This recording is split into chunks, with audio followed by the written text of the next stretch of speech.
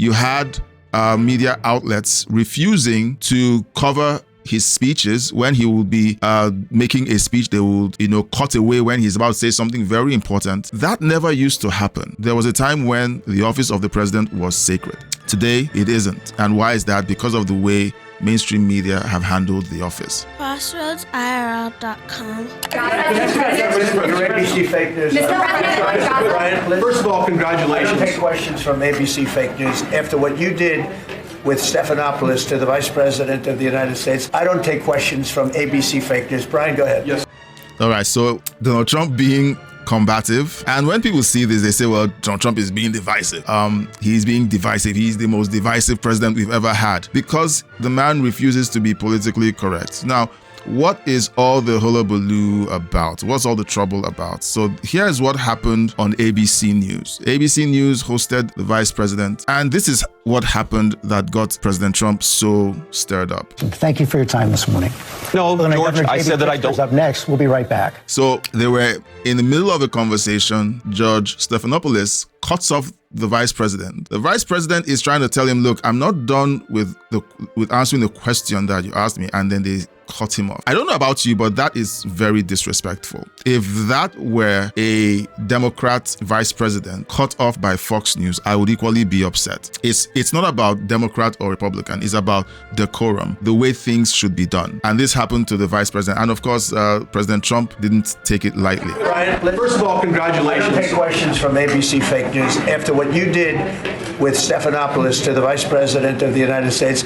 I don't take questions from ABC fake news. Brian, go ahead. Yes, sir. First of all, congratulations on achieving peace. You are indeed the peacemaker. On a lighter... Did you ever think I was going to be called the peacemaker? Actually, I did. I saw some of the actions you were doing. Go ahead. But on a lighter note, Alyssa Farah, she is one of the hosts on ABC's show The View. She said a while back, I'll quote, if Trump gets the Israeli hostages out, I promise I will wear a MAGA hat for one day on this show and say thank you for doing it. Your response. I don't think she's going to do it. That's my response. I don't think she's going to do it. I don't think that ABC or The View will let her do it, even though she made a bet that no one asked her to make. She's not going to wear the MAGA hat. If she does, we'll cover it on the live stream.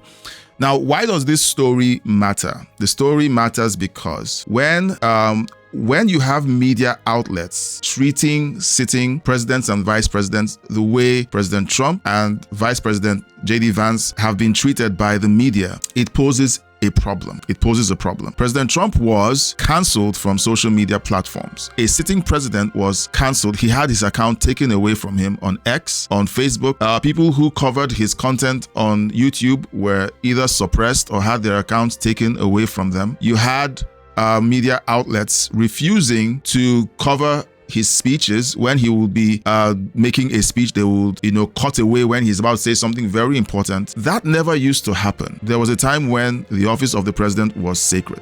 Today, it isn't. And why is that? Because of the way mainstream media have handled the office. Now, there's a lot of argument about whether President Trump should be so combative with mainstream media, but we wouldn't have heard about fake news if President Trump had not exposed them to us. All right, greetings, Canary King. Thank you for joining the live stream. If you're watching the live stream, please let me know where you're watching from and leave a comment in the comment section. In the chat. I want to have a conversation with you.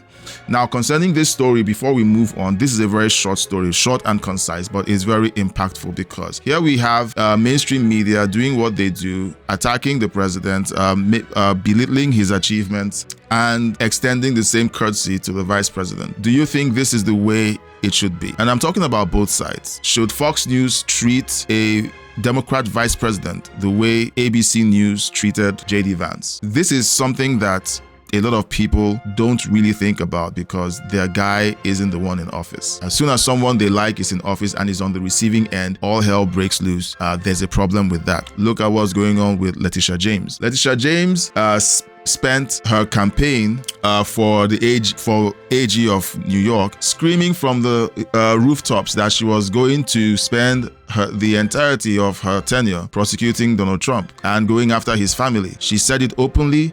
She said it loud and clear. And finally, when she didn't succeed, at doing that. Of course, they will tell you that, yeah, he was indicted on 36 felony counts and he's a convicted felon. She succeeded. She didn't succeed. She only succeeded in exposing the rot in the New York justice system. She exposed herself. And now that the Trump DOJ investigated her, exposed fraud, everyone is saying that President Trump is going after his political enemies. Did she commit a crime? It's about time we find out if she did. If there were actual crimes that President Trump committed and he got indicted on them, and it was a clean series of hearings and the case was closed, there'll be no complaints coming from me. But where you have made up charges, and when I say made up, I mean these were not essentially criminal charges. They were made up and they went after him. Now that the justice system is going after Letitia James, it's the weaponization of the justice system. James Comey is in court. The justice system was weaponized. But all of these people were all chiming or singing the song, "No one is above the law." It should swing both sides. It should swing both sides. Kenneth Kane says Trump was treated poorly. Very poorly. I totally agree. He was treated very poorly. Now, would I speak the way President Trump speaks to people I don't like? I wouldn't. I don't talk the way he talks. Would I confront people who talk about me like the mainstream media do and attack them the way he does? Probably not. I wouldn't. So I wouldn't say that I endorse his personality and the forceful way he goes after his enemies. That's not who I am. And that's possibly the reason why I'm not a billionaire. Well, wouldn't you say so? Because it takes a certain kind of person to achieve the things that he's achieved in his life. A kind of aggression is required to achieve the things that he's achieved. So people who don't have that temperament tend to not understand people who do. And then they try to demonize them and make them look like they're evil or they are less than human. But there's a reason why President Trump is so successful and people like me are not. I am a very nice, amiable person. I want to be liked. I want to be liked. If I go into my comments section and see people hating on me, I feel bad. President Trump doesn't feel bad. Sometimes I get secondhand rage from the way he's treated because I wouldn't like to be treated that way. Okay, but he doesn't care. He doesn't like. He's built differently from all of us. All right. So let's just call a spade a spade. Kenneth Kane says they actually went after him on charges. Can you imagine that? Well, the question has always been, were those charges legitimate? Let me know in the chat. Do you believe that the charges that Trump was charged with were legitimate? Did he pay off the porn star? Yes, he did. Do I endorse cheating on your wife with a porn star? No, I don't. What does the law say about the case? That should have been the argument. All right. Now, would I endorse his behavior? No. I mean, we just need to be clear because when we have these kinds of conversations, there's nuance, there's something to be said, there's something to be learned. However, there's a way these things are handled in the secular arena, in politics and in the justice system. The justice system was weaponized against President Trump. We all saw it. I sat in Africa looking at it and it was clear as day that he was being attacked because do you know what? It happens every other day in Africa. All right. In Africa, every other day, people get the justice system weaponized against them. So I recognized it clear as day. Subscribe. Thanks for watching, liking, and sharing this video. Please subscribe, leave a super thank, and join my membership to keep me doing this.